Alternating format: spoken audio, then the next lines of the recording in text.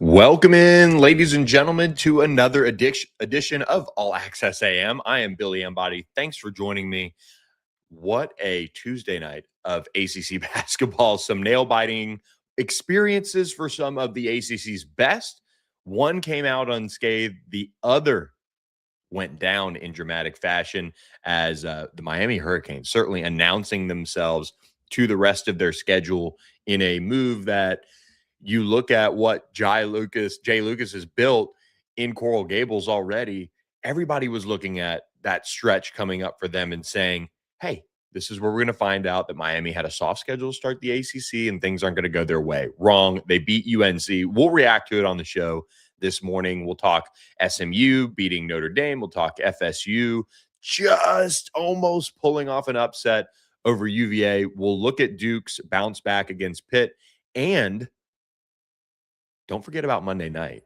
Louisville flexing its muscle on NC State and Will Wade's Wolfpack in a big matchup on nationally televised ESPN.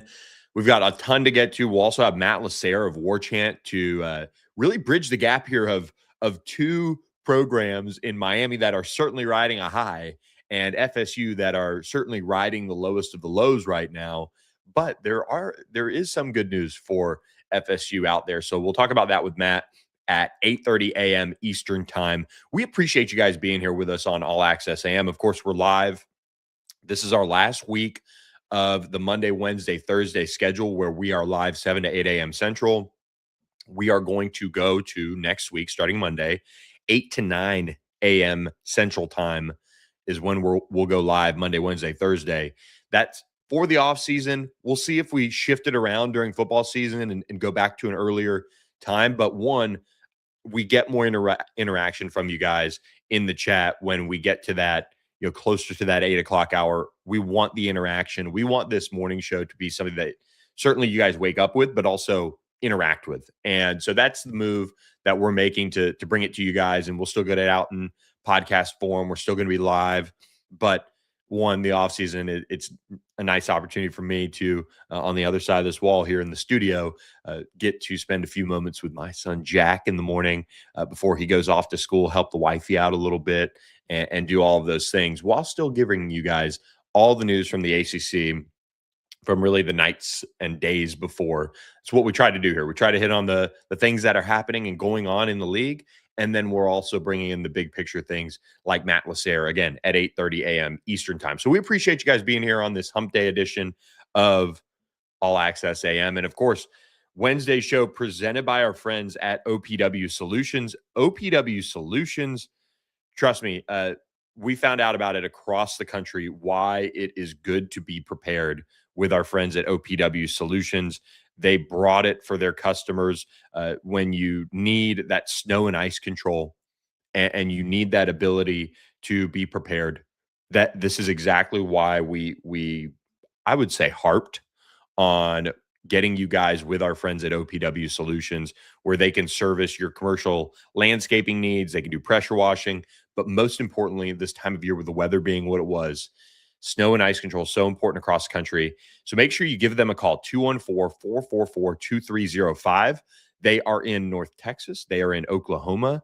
They are in Arkansas, and they're expanding into the Southeast and beyond in 2026. So a huge year ahead for our friends at OPW Solutions. So make sure you reach out to them today and go to opwsolutions.com. You can click on the link in our episode description areas, and they will show you why they have that best-in-class commercial services that will handle all your needs with integrity, reliability, and care. They're a great follow on social media. They give you the behind-the-scenes look into what goes on in their world and preparing for these major storms. I was texting with AJ about it, and he was like, man, it is all hands on deck around here. And it certainly was. And they were busy. They were activating all their resources around snow and ice control. So appreciate our friends at OPW Solutions sponsoring the Wednesday show. Let's get into it. Miami knocks off North Carolina in an incredible game and just goes to show you cannot take any nights off in the ACC. The Hurricanes get this one done 75-66. Caleb Wilson, of course, finishes with 12 points, but there are more pressing issues around this Miami Hurricanes, around this North Carolina Tar Heels basketball team now. Even with that win over Duke, it's just so funny how certain things rear their ugly heads again. But Malik Reneau, 16 points, 10 rebounds, double for him. An incredible scene there on the road for, or at home, I should say, for Miami. I was going to say on the road for the Tar Heels, that they got to see that other side of that court storming. I of course saw some Miami accounts having fun with the idea of court storming and things like that, but which I do want to talk about Duke in a moment. But you do have a Miami team that now sits at 19-5 overall. They're 8-3 in the ACC. That this puts them in position to, again, kind of make that run towards the top of the league if they can get it done. And that is the really fun part about this ACC slate here down the stretch, is we've got intrigue now because Duke lost, because Clemson's been doing what they're doing. Virginia was able to escape. Now that there's 2 1-loss teams, a 2-loss team, and then a duo of 3-loss teams, it's really intriguing at the top of the league. There could be some movement here late in the season as we get into the back half of February and then into March, of course. So Miami gets that win over North Carolina. And what a moment for Jay Lucas and that team to get that signature win over a team that had just moved up just outside the top 10 in North Carolina, coming off that Duke win.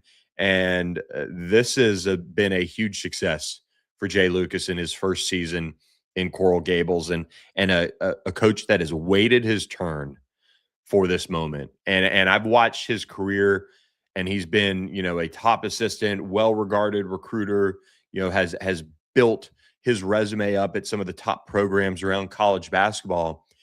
And man, he picked the right spot here to go in at a school that is committed to winning, committed to doing things and building them up the right way in today's environment, I would say.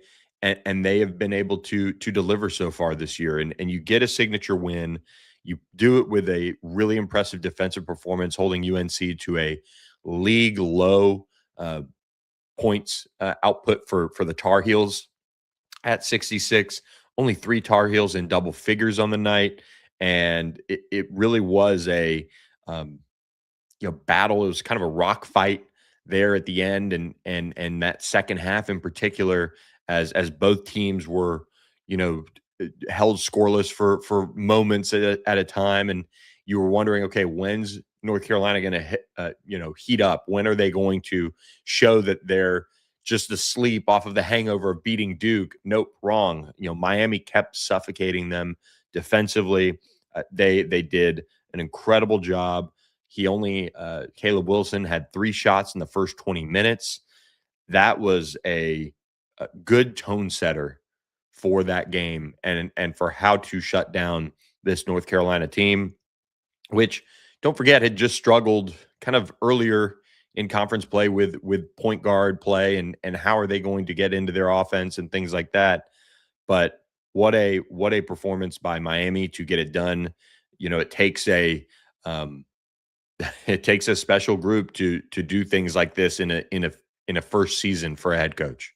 And Jay Lucas has that, a former Duke assistant, so he got some revenge in a sense for the Blue Devils who fell to the Tar Heels over the weekend. But what a game, and you've just got to give a ton of credit to Jay Lucas for having his team ready to rock and roll, and they got it done on Tuesday night in what was a terrific Tuesday night for the ACC, just as far as intrigue goes across games. It could have gone certain ways that wouldn't have been good for the league, but you see some of these teams that are now showing they're punching above their weight. I think even though NC State lost on Monday, they kind of showed they're punching above their weight. Miami has certainly now cemented it a little bit. NC State's going to continue to play a rough stretch. We'll get to them in a moment, but it just shows, I think, this depth of the league. And you look at all of the star power in this freshman class and how the league is, really fixed its brand identity this year compared to last year. it's just astounding the work that they've done to do it. And Miami is now a big part of that. So huge win for Miami and what they're looking to accomplish this year. And so kudos to them for getting it done. But this now returns North Carolina to that land of uncertainty. And is Hubert Davis the right guy to keep this team at a high level? Is this going to work long term? Is that a flash in the pan type of win over Duke? Their 5-game winning streak over now with that win, with that loss to Miami. There are holes in this UNC program, and their start to ACC play and their kind of season that they've had so far, certainly giving them the benefit of the doubt. But I know Tar Heel fans are not going to accept some of the things that we've also seen in league play. And there's a reason why they're hanging out, with 4 losses now in league play. And it's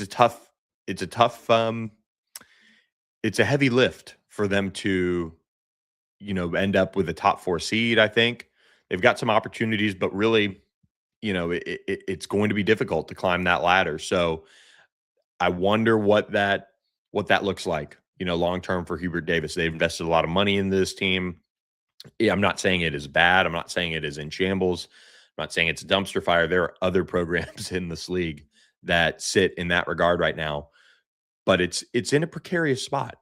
It's in a precarious spot because here's UNC's remaining schedule. They should get back on track against Pitt when they host them on Valentine's Day this weekend. Then they get a road trip to NC State, just across town, so to speak. They go up to Syracuse. They then play Louisville. They play Virginia Tech at home. They've got 3-game homestand in this world. And then they play Clemson, and then they go and play Duke to close out the regular season.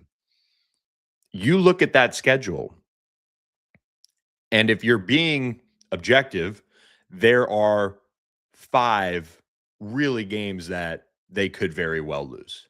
NC State, Louisville, Virginia Tech, Clemson, Duke. And Virginia Tech's played a bunch of people tough. You're going to chalk that up as a win. You're going to think that they can get out of there with a win on their home floor and do all those things. But then you look at NC State. If they're on, look out. If they're off, okay, you should take care of business. But Louisville, what they just did to NC State, Clemson, the way they're playing in general, and then Duke. Will Duke lose back-to-back games in the same season to UNC at home? I don't know. So even if you go 2-3 over that 5-game stretch of, I would say, teams that are anywhere from competitive to formidable, that's sitting. You're sitting in a situation where you could finish 9-7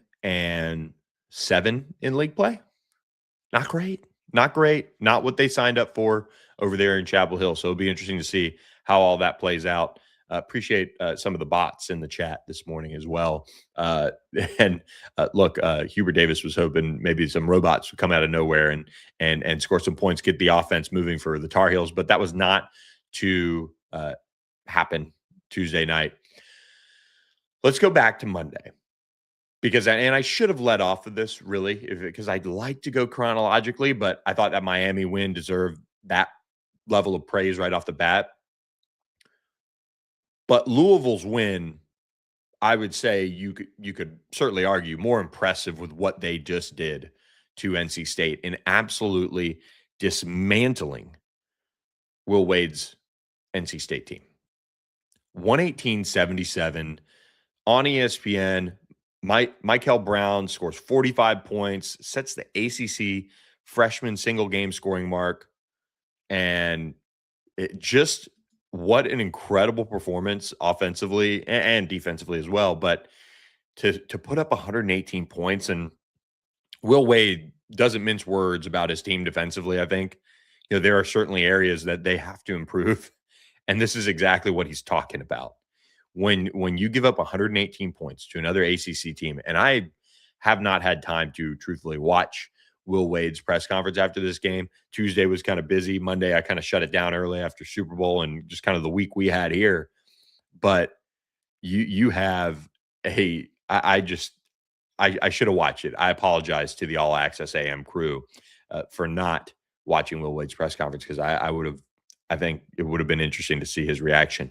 Ryan Conwell scores 31 points, and those are the only two Louisville players that were in double figures. So they almost single-handedly, and they've got teammates out there, 76 points between the two. Incredible. They went 24 of 37 shooting on the night between the two of them. They're two star players. Really impressive job. Darion Williams held to 8 points. Lubin had 20 for NC State. Hallman had 19, and that was it. It was a night to forget for NC State defensively. They shot 41% from the field, not awful, but Louisville shooting a 60% clip on the night. Incredible stuff. And another big win for Louisville, sitting in the top 25. They're 18-6 now overall, 8-4 in league play, and they are sitting in position to, certainly be in the NCAA tournament, but they're also sitting in North Carolina's world where they have 4 losses in league play. And that's a difficult thing to kind of overcome here down the stretch and find a way to climb up the ranks. They do have a matchup with Baylor on Valentine's Day, a 3 p.m. Central Time matchup on ESPN. That'll be a fun one to pay attention to in a game that Louisville should win and would be a nice feather in the cap for the ACC over the Big 12. A road trip to SMU then on Tuesday, Georgia Tech, then they get North Carolina, they get Clemson, and then they close out with Syracuse and obviously a dangerous Miami road trip. So their schedule manageable here. Don't know if they have any opportunities to really make a run at the top. Again, when you have 4 losses, I think right now with anywhere from 6-7 games remaining on most schedules, you're in a tough spot to make that run to the top. But they are within striking distance, just like North Carolina, of a top 4 seed. They just need a lot to happen. There's no room for error.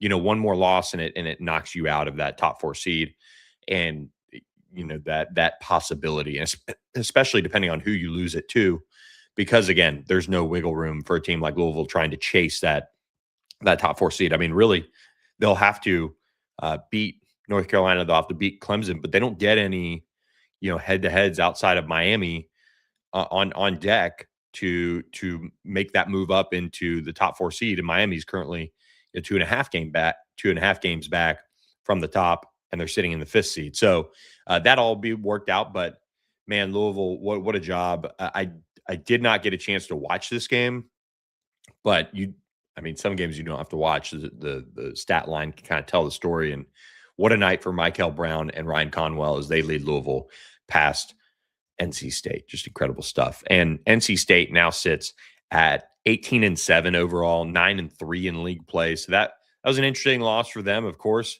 Here's the thing about a Will Wade team, and I've covered him. I've spent a lot of time around his programs through the years and watching. You can see games like this. And it wouldn't shock me if, I don't want to say Will would have seen this one coming, and especially that type of a loss, but this is a team that lost to Georgia Tech earlier this year and then ripped off a 6-game winning streak.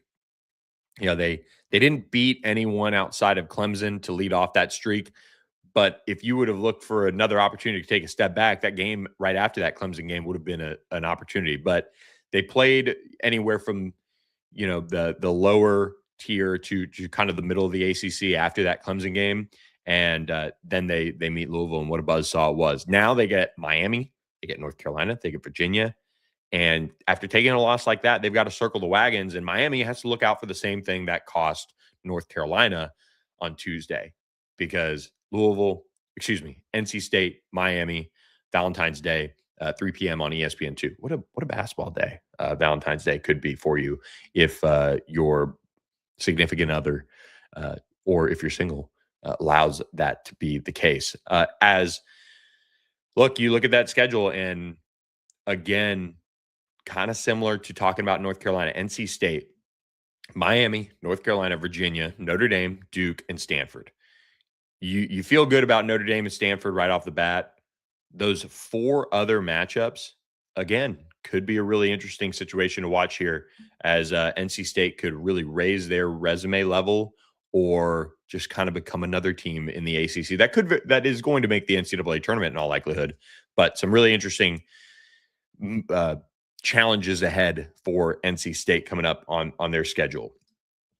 Let's go over to Duke, Pittsburgh. Duke bounced back, took down Pitt. This is a pretty easy game, straightforward. Pitt's in trouble. They're 9-16 overall. They're 2-10 in league play. Duke now 22-2, 11-1 in the league, tied with Clemson at the top here with one loss each. Isaiah Evans had 21 points. Cam Boozer had another 17-10 on the night. So another nice, efficient night for him. 6 of 9 from the floor. And the Blue Devils get it done. Just really kind of smooth, cruising past a game that, a little bit of a hangover. Wasn't completely a dominating dismantling of Pitt on the road. Kind of a tough place to go and play. It's cold up there now. You get off the plane, all of those things. But they really just steadily beat and wore down on Pitt. So they get the win, move on. And SMU, and we'll get to UVA, Florida State in a few minutes, but SMU taking down Notre Dame 89-81. This is a game that SMU kind of was asleep early for and kind of woke up in the late part of the first half, built the lead, and were up 6 at the half, but ended up being able to kind of fend off Notre Dame in every way possible. Both teams didn't play really good defense for the most part. SMU just played enough at certain times because their offense was humming. Dron Pierre Jr. Hit the 2,000-point mark, had 22 points on the night. Boopy Miller had his 31st consecutive game in double figures. He had 20 on the night. He started off just red hot, had 18 points in the first half, and then kind of cooled off in the second. Samet Yigitolu, their 7-footer, had 11 points, 10 rebounds for a double-double on the night. Corey Washington added 14. SMU, 4 players in double figures on the night. But Notre Dame, you got to give credit to them. They shot the ball incredibly well from beyond the arc. In the first half, they were something like, let's see right here. They were 50% from beyond the arc, 6 of 12. They were making some shots that were just absurd. And they finished 44% from the field or from 3-point range in the game as a whole. And they shot 53% from the field. If not for SMU turnovers, they had 14 of them, which Notre Dame scored 28 points off of. I mean, this is not, really competitive, but it's not about ifs and buts. Those turnovers happened. SMU committed them, and they end up, having to really just fend off Notre Dame the entire night. They would get to a double-digit lead, and it would sink back to a single-digit lead, and sometimes Notre Dame would even come all the way back and tie it. So SMU was able to find a way in this one to get it done, and they needed that. They go up to Syracuse on Saturday. They have that Louisville game we talked about earlier on Tuesday. Big stretch coming up for them in that regard, making sure they don't have any bad losses. If SMU avoids the bad losses and could kind of beat who they should beat, they're safely in the NCAA tournament. They're projected in to be the NCAA tournament right now. And look, that's good news for a program in year 2 under Andy Enfield that is looking to be consistently in that NCAA tournament range. So that is the really the run of everybody. Let's touch on UVA FSU because it's a good segue here as Matt LaSerre is just going to join us here in about 5 minutes to talk about FSU's rebuild and what they're going through, and Mike Norvell. And we've got kind of guests lined up in this regard, in this space, talking about transfer portal, recruiting recaps, and things like that. So look forward to sharing those with you guys as we get into the show more this month, as spring football is close. It's closing in. It's a month away for some teams in various cases. So Virginia was able to just get out of Tallahassee with a win, 61-58. The Who's just were able to find a way, and it doesn't matter how sometimes, but Virginia was able to make a comeback here late and avoid what happened to North Carolina. And Jakari White had 19 off the bench, and UVA closed on an 11-0 run to get this one done. And just a really, really dangerous game for UVA, and it could have been a bad loss. UVA safely in the NCAA tournament, but 21-3, 10-2 in the ACC. I mean, only one player in double figures for UVA, which is just wild. And I know they're a different team offensively and don't do a lot in that case, but they do it by playing great, efficient offense. And they just didn't shoot the ball well, 38% from the floor. FSU, though, dangerous with some of their athletes, LeJay Jones, but Robert McCray, I watched him in person when he came to SMU, 20 points on the night. Those two combined for 41 on the evening. And McCray is dangerous, man. He is not a fun matchup. He is a big guard, just somebody who plays really, really hard, and you've got to give him his flowers for keeping FSU in this game, as they weren't able to get it done. They just, FSU is just in a bad way right now, and they're in year one of a rebuild, and so we'll see what the future holds for them. But they are still playing hard down there in Tallahassee, and they gave Virginia everything they wanted. Looking ahead to Wednesday's action, we always like to do this for you guys. Wednesday night, we've got Virginia Tech at Clemson. That could be a fun one, 6 p.m.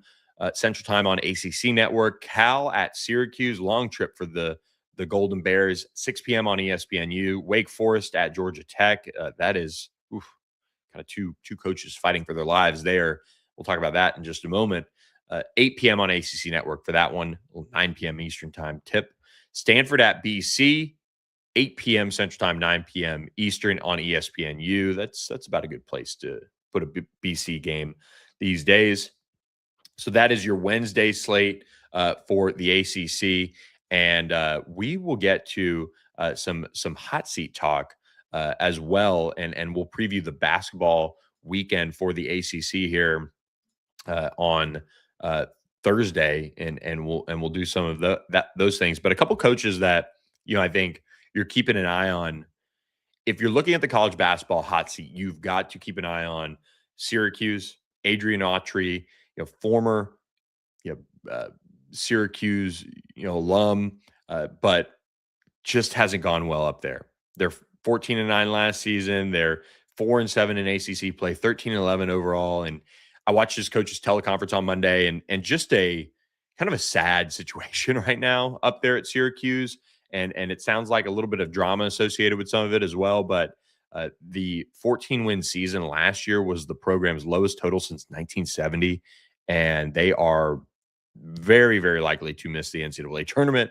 I don't think there's a doubt about that. That would be the 5th consecutive season that the Qs would miss the NCAA tournament. So Adrian Autry had to replace Jim Boeheim, but not a good situation to be in. So keep an eye on him when it comes to the hot seat in the ACC. And we also look at somebody like Boston College. Do they make a move? Do they have the money? Do they have the want to make a move from Earl Grant? But this year has been pretty abysmal. And after last year's 12-19 season, BC just not doing well at all. They're 2-8 or so. And look, Boston College, again, we've talked about this a lot. They've got to decide whether or not they want to pay to play at a high level. And I heard some Notre Dame fans chattering about this as well on the concourse in SMU's arena last night, as they weren't able to get it done. And there's a lot of frustration around Micah Shrewsbury as well in that world. So a quick peek into the hot seat world and where that stands for the ACC on some of those coaches that could very well be, I think, moved on from when all is said and done this upcoming offseason. And again, we'll keep you guys up to date on All Access AM with all of that. But also, before we get to our friend Matt LaSerre joining us, we do want to remind you guys about our friends at the La La Land Foundation. Great foundation that we are proud to be partnered with here on All Access AM. So many ways to get involved with the organization, and it's all built around kindness. So make your donation. You can do that. That is always a great way that they're trying to get resources for whether it be their internships or helping out individuals transitioning to adulthood out of the foster care system. You can do in-kind donations. But the big thing they're trying to do is corporate sponsorships as well. They're trying to bring La La Land to the masses. And to do that, they need corporate partners. So if you would like to assist with the La La Land Foundation, which is an extension of the La La Land Kind Cafes, make sure you go to lalalandfoundation.com. The information's in the podcast description page, and find out how you can support them today and volunteer with them as well. That's a fun opportunity to mentor people and get involved with your time. And we appreciate their support of All Access AM, but we also appreciate our friend Matt LaSerre for joining us on All Access AM on this Wednesday morning. So, Matt, thanks for joining us this morning. How are you doing? Yeah, man, good. I remember a bunch of girls from high school going to that La La Land or coffee shop all the time, driving down from Frisco. Like they would post it. There was at least like 2 a week. I remember seeing that place. I've never actually been, but I used to see it all the time. It's good coffee. It's good coffee, and it's a nice experience in there. It's all about kindness. Look, we will talk about the off season and also how maybe things have not been kind to Mike Norvell for FSU. Yeah. But let's lead off with the big news. Everyone here on this podcast tuned in for this moment. Charlie Woods committing to FSU golf. The son of Tiger Woods is headed to Tallahassee to play his collegiate golf. Yeah, this was a secret for a pretty long time in Tallahassee. It felt like it became common knowledge around some big money boosters over the last few months or so, probably. But it's huge for the program, the university, to have a name like that coming. Everyone's on Twitter making a big deal about like what FSU could have paid him to come. I don't get the sense they paid him a lot, or if they paid him at all as of now, because he's not. His scores against Tiger Woods' kid. The kid has potential. He has shot good scores, but he's not consistent yet. So that's where you're waiting to see him. And the kid's 16, 17. So you still got a lot of time to do that. And he has all the potential there. And he has the genes there for sure. It's huge just for brand name of Tiger Woods. His kid is coming to Florida State. He joins up with Miles Russell, who's the #1 junior golfer in the world in the same class. So probably one of the best golf recruiting classes of all time when you take a step back and look at what they're getting in that 2027 class. Man, it's going to be insane what that's going to be able to bring to FSU golf, and what it already has, just how it blew up. I mean, I don't think I've ever seen a golf recruiting commitment graphic from Rivals or On3 until yesterday. So it was some news we were waiting to drop for a while, and it's good to see it actually truly come to fruition and be official. And I think with Charlie Woods, there's not this huge like sense of, okay, he's going to be Tiger Woods, and there's not that level of buzz around his play, but he is a good golf prospect. I mean, he was recruited at a high level. You know, SMU was involved there as well. And I'm with you from what I heard once it kind of came down, that this wasn't about money. I mean, this is about where he wanted to spend his collegiate years in playing golf. And, you know, I think whenever you're recruiting somebody like a Tiger Woods, or what happened with Miami with Kai Trump, I mean, there's a lot that goes into it, and there's a lot of people you got to talk to and things you got to check. And, you know, kudos to FSU, man, for checking all the boxes to make this a place for Charlie where he felt comfortable enough to go ahead and commit and make that decision. And so it'll be quite the career to follow. And look, he gets to stay for sure. Yeah, he's going to battle against his old man school at some point in Stanford, and you know, that maybe they'll have a mixed tournament with Miami, and it'll be Woods versus Trump. I wonder if they'll actually I wonder if they'll actually sell tickets, because I mean, I went to the regional last year, and they, you know, you can just walk on and could watch. Like, I wonder if they'll actually sell tickets, because you'll have Miles Russell there too, who will be a future major champion. So it's like they should just start to fundraise through that. There's no reason to let people on for free now when you get to that. Exactly. It's all about making a buck, and it's all about grabbing a win if you're Mike Norvell this season, just as a whole, right? Getting back to a high level of performance in this FSU program. And look, the Seminoles have fallen on tough times. There's no doubt about it. But there's a lot of investment going on with the facilities and all the things that they put in place. Take us through a little bit of this offseason for Mike Norvell, the transfer portal, how recruiting finished, all of those things. Where would you say things stand right now, just trying to look at 2026? We know all the noise around Mike Norvell's future, but has he teed them up for success this season? Yeah, it's kind of interesting to say, and I'm not really sure if we can tell yet, just because then you go into the wrinkle of Gus Malzahn leaving at a weird time, like a week or two ago or I think it was last week. Days kind of blend together at this point, but it's that like because this offense in the portal was recruited for Gus Malzahn offense, and now it's Mike Norvell's offense again after Gus retires. So it'll kind of be interesting to see now.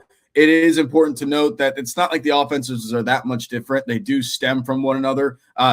Mike Norvell obviously comes from the Gus Malzahn tree. That's what got him to come as the offensive coordinator, and it just in the first place. So it's not a huge difference. The skill sets still isn't like it's not that huge. I don't think it's that big of a deal, but it is something different to look at. Like, when Ashton Daniels committed to Florida State, when you had Calandria, DJ Lagway on campus before that, the thing was with the Ashton Daniels was you got him cheaper, and he's probably a better fit for Gus Malzahn offense anyway. So it works. So now that excuse, not to call an excuse, but that is out the window. So we kind of have to wait and see. I like what they've done with the running back room, getting Trey Wisner, and the offensive line. Herb Hand's done a good job there last year, so he hasn't given up. Like he's given us a good reason to trust him that he's going to do it again this year. And I think the pieces are there, but we still kind of have to wait and see. The jury's still out on a lot of these guys. What would you say is the biggest concern area that you need to see in spring football? A big improvement. With that, going into the season? The defensive line, for sure. It was kind of weird going into the portal because you had the LaSerre twins intending to enter, and you were doing those negotiations, and you ended up getting them back in the boat, but that held a lot of money that you couldn't really use elsewhere to try to go recruit and get another defensive lineman in the portal when you really needed one. So that's kind of where the iffiness is. I would like to see them use the in Tony White's 3-3-5 defense. They have this hybrid D-end linebacker edge type that they call a jack, and they didn't use it as much last year. And I think this year they're going to truly use that position more and like have a true edge rusher, which I think could make a world of a difference when it comes to this defense. In general, all the more worries are on the defensive side of the ball because we kind of just have to wait and see. Now, Tony White's done more with less his whole career, so it wouldn't be surprised if they could string it together. I think the secondary is pretty decent. They got some good pieces at linebacker, some that are unproven, but a few good pieces that you think could do well. But yeah, I think the main worry is a defensive line, especially when you're losing a guy like Darrell Jackson, and you've lost a lot there. You know what? The LaSerre twins are really good. Mandrell LaSerre was definitely a freshman All-American, but you wonder how it's going to be without a guy like Darrell Jackson taking up a bunch of bodies in the middle and opening up those holes. So we'll see kind of how that translates next year and then into spring to next year. And with transfer portal recruiting, how was it kind of looking back on building the roster? Did you notice any changes as far as how they approached the team building, like coming away with a guy like Ashton Daniels, who's kind of been slept on and all of those things and, all of that?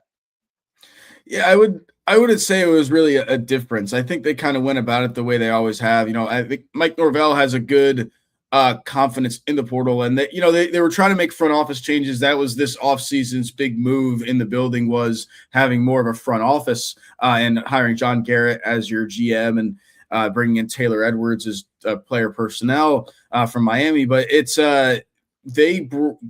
those guys were kind of brought in too late to have a true impact on this portal class, on this recruiting class, because at the point where they had been brought in, the staff was already creating their board for the portal and hitting up agents and feeling things out. That was already happening before John Garrett and Taylor Edwards even stepped foot on campus. Now, when they stepped foot on campus, were those the two that ran negotiations for the most part in the portal? Yes, 100%.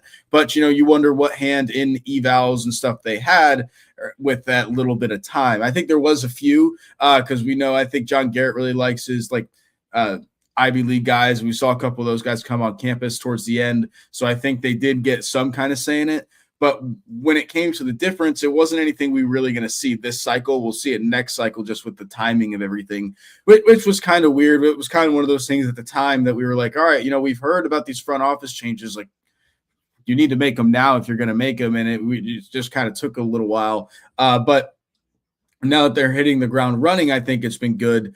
I really like what Taylor Edwards and John Garrett have done so far. Just, again, as I said, there's still a lot to be seen. So it's just kind of hard to give a grade or judge it right now.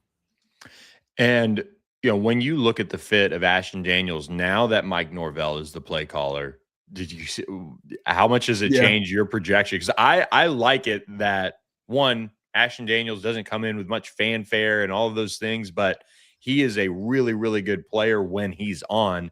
It's been getting him in a good situation. He's been at Stanford. He's been at Auburn. It's just not been a good situation for him, whether in any offense, but he's got the talent. Yeah, I think it's, he's still, like you said, he still fits a Norvell offense. He's not like a much different body type than a Jordan Travis. And that's what a lot of people have been saying, or Florida State fans on our boards have been saying. What's going to be interesting about it is there's definitely going to be a QB competition at FSU come this spring. Now, I still would put my money on Ashton Daniels to be the starter. I would kind of be surprised if he wasn't. But you have Kevin Sperry there, who a lot of people are excited about as well, who could – at the price point where they got Ashton Daniels, Sperry's definitely going to be able to compete. Again, as I said, I think it's still likely that Ashton Daniels wins the job, but it'll still be a competition. But yeah, I think it's got a chance to be a good situation for Ashton Daniels. And I've said it a lot, the quarterback up for this offense this next year doesn't have to be flashy. He doesn't have to be, he doesn't have to do everything, because you have two good running backs in Trey Wisner and Usman Chroma behind you. And you have a receiver in Deuce Robinson who you could throw it up in a 5-mile radius and he will come down with it. Right. So you don't have to do that much. So as you said, this is probably the best situation he's ever stepped into, just with the pieces around him and, having a foot in as the starter, because it's just like, and even with more receivers, you got Mekhi Danzy, who did a lot of good things last year, and Javon Boggs, who he had a lot of injuries, but was one who everyone was excited about coming out of spring fall camp. So he's got good pieces around him to where he doesn't need to be flashy. He doesn't need to be the best quarterback in the world. He just needs to do his job and be serviceable. And, I don't want to say the game manager that we say for like the NFL quarterbacks that aren't that great, but have played pieces around him, but that's all he needs to be. He doesn't need to do anything special when it comes to 2026. And you talked about the defensive line. Where did that kind of go wrong? And because that's always been such a unit of like pride and strength for FSU, in my opinion. And now kind of rebuilding that back up and trying to figure out what that looks like for this season. Yeah, I don't know if I know where it went wrong either. It just kind of didn't work last year outside of Mandrell and Daryl Jackson, and Daryl Desir as well. It's we kind of had to see. I think Terrence Knighton, the FSU defensive line coach, is a good coach. I think a lot of it with this Tony White defense, and what I've been saying is I don't think he had the right guys for his defense last year, and I think that became pretty clear because the 3-3-5 is pretty specific to what kind of types they want or need to be able to fit their scheme, and they just kind of had what they inherited last year. They didn't get much in the portal. They had a few guys that they got, like James Williams followed the Nebraska staff over there. That did not work out. And then you had a few other guys, Stephon Thompson, Elijah Herring, that just didn't really fit. I think it was more of like, we need to come in here and we can get right now. And then we have some good pieces already here and we can just see what we do with it.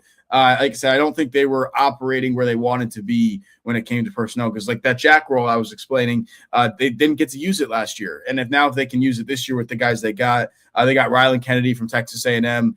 You probably know him, Billy. I think it was Lake Dallas High School that he went to, if I remember right.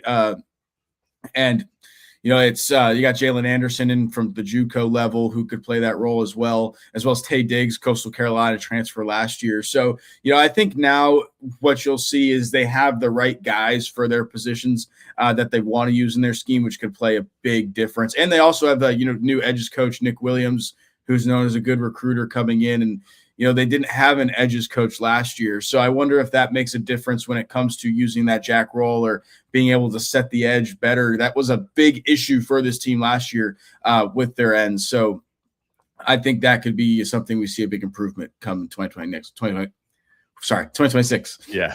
I'm still getting used to it too. No, let's end with this. Mike Norvell, just how has he been throughout this? What have you noticed from him as far as how he's taken this whole situation, knowing all of the things that he might have to do to keep his job, and putting together a portal class, and now saying, you know what, I'm going to be the play caller, and we're going to just elevate Tim Harris and do those things, and just kind of put it on him in a sense this season. Yeah, I think so. We haven't gotten him yet since Gus Malzahn retired, and I think that'll be telling. If you look at his press conference when they announced GM Garrett, his body language wasn't great. Now, to put in context, that's also the day they had both Ashton Daniels and DJ Lagway on campus, so I think anybody wouldn't want to be there when you have that important stuff that you're trying to get done on campus. So, like, I don't blame him for having bad body language at that press conference. I think again, nobody would want to be there, but I think that'll be telling. I think, honestly, I bet you he's excited to call plays again. That was the biggest thing with Malzahn retiring, not out of nowhere, but when it happened was, at least now this is in Mike's hands, right? So if you're going to go down, if the ship's going to go down, at least you're going to be the one in control and you're going down swinging. And, that's the way he came up. I think the power dynamic with Gus, as close as him and Mike are, him being his mentor, I think it was just strange in the building from some stuff that we've heard. Like I just don't think it worked at the end of the day. It is better for Mike to be on his own and be calling plays and not be the CEO role. And also the thing was last year you took away play calling, this year you took away evaluations and getting in GM and negotiations. So it was at the point to where you were like, well, what does Mike do? Right? Like at this point, he's a motivational speaker for the team if he's not calling plays or he's not evaling or doing anything. So at least that takes that part away, right? He does have a job. He is doing something and, is going to be back involved in the game planning. So I think it's going to be good for him. I think when next time we see him, he'll be more upbeat and in a good mood. He was up big. That's the way Mike Norvell is full of energy, and he was that way through portal recruiting. When we saw him outside, if people don't know, he greets every recruit on the curb when they pull up outside of the building, and then walks them in, and then do this whole grand entrance. So you could see the energy there, but I think it's going to be even more energy now that he has more control of the program, even more so now. I lied. We're going to do one more thing. This FSU schedule, leading off, not leading off, but opening with New Mexico week 0. They get a tune-up before SMU comes to town right after that. A big weekend on Labor Day for that one, which we're excited for, both of us on this podcast. A lot of things planned. We'll have to do a Warchant on the Pony Express live show before.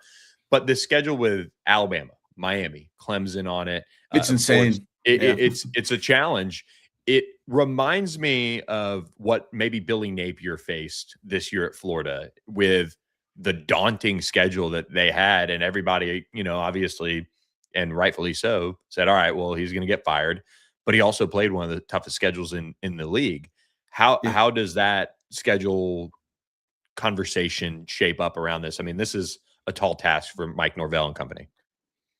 It might this might sound bad to say, but I think a lot's going to be decided from that SMU game, and that's like a pretty important game on the schedule that'll kind of set the tone. If they can win that game, because no one's gonna, if they lose to Alabama, whatever, you're not expected to win that. I wouldn't say you're expected to win the SMU game right now either, but if you can win that game, it sets the tone for the rest of the season that all right, something's there. You just beat a good team while I was at home. You beat a team that's been good. They've been at the top of the ACC for their 2 years in the league. So now we can kind of get this thing rolling. And, then the games like Miami, Clemson look a lot more winnable than they do now.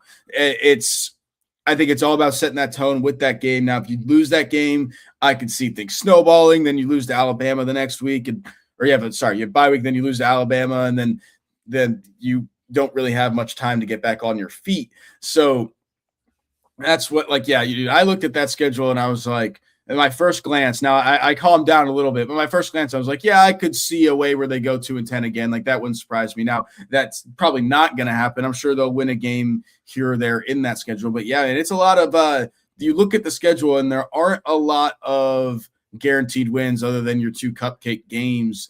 And if it snowballs early and you lose the SMU game, I'll say not like you probably have to lose it handily for things to start snowballing, but I think a lot of it is going to be determined there before you even get into the rest of the schedule. All right, Matt LaSerre of Warchant, we appreciate you stopping by with us this morning on the show and talking all things FSU, man. Yeah, man. Thank you for having me on. Of course, anytime. There he goes, Matt LaSerre of Warchant joining us on All Access AM. We appreciate his time on the show, and let's close out with this, guys, as we go look at a program adjacent, of course, to FSU. But Mario Cristobal did a little bit of an interview here with our friend JD Piquel of On3, talking about how this offseason is going to be, quote, the biggest ass kicking. And they're going to be getting ready, of course, for another run, another push for a national championship. That's the goal. But they can't allow complacency to seep into that program. And that was his point going into it. That's what makes him one of the best coaches in college football right now. Quote, we stay humble, we stay hungry, we stay driven, and that we go get better. That's all we're focused on right now, shutting our mouths, keeping our heads down, and just working and getting better.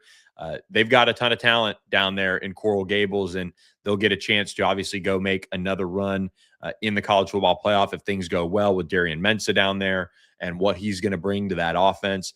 But we appreciate Mario Cristobal for stopping by with our friend JD Piquel on the Hard Count on On3. If you don't subscribe to the On3 channel, make sure you check that out, as well as make sure you are subscribed to All Access AM. We're at All Access AM on YouTube. Please hit that subscribe button. It helps grow the show. It costs you nothing. It doesn't sign you up for any sort of things. It just helps us grow, and we appreciate you guys who do subscribe to the channel. Let's close out with this. A couple of notes around the coaching carousel. Texas A&M did hire Stanford defensive backs coach Paul Williams as its Nichols coach. He spent the last 3 years with the Cardinal working for Andrew Luck. He had previous stops at Wake Forest, Houston, Illinois, and Miami, and he'll focus on, like I said, the Nichols down there in College Station. So the ACC West Coast crew sees one of their own lose or head off to the SEC. So Tavita Pritchard will have to make a hire here late in the cycle in a sense, but that's not the only thing going on. And I want to end with this kind of a 50,000-foot view of what's going on in college athletics.